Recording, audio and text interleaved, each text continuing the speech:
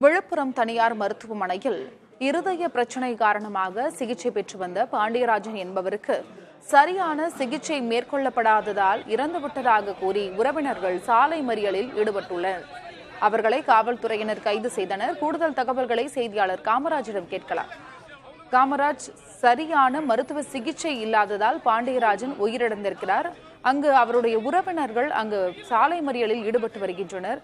அங்குள்ள களச்சூழல் என்ன?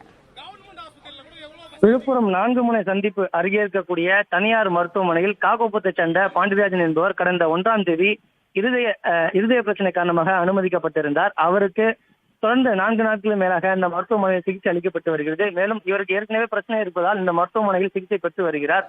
இந்நிலையில நண்பகலில் அவருக்கு திடீரென மாரடைப்பு ஏற்பட்டதாக கூறப்படுகிறது. அதனிடையே உயிரிழந்திருக்கிறார்.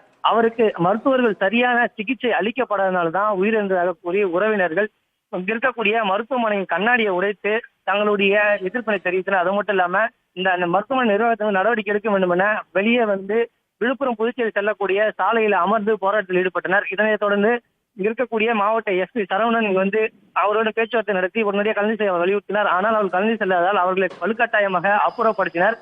இதன் மருத்துவமனையினுடைய கேட்டுகள் முழுவதுமாக மூடப்பட்டு அவர்கள் வெளியேற்றப்பட்டு தொடர்ந்து இந்த பகுதியிலிருந்து அவர் உடலை வீட்டிற்கு எடுத்து செல்லும் பணியில ஈடுபட்டு வந்துட்டு இருக்காங்க.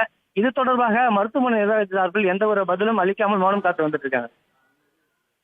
மருத்துவமனை சரியான சிகிச்சை மேற்கொள்ளாததால் இறந்துவிட்டதாக உறவினர்கள் அங்கு சாலை மறியலில் ஈடுபட்டு வருகின்றனர். அதன் காட்சிகளை நாம் பார்த்து வருகிறோம்.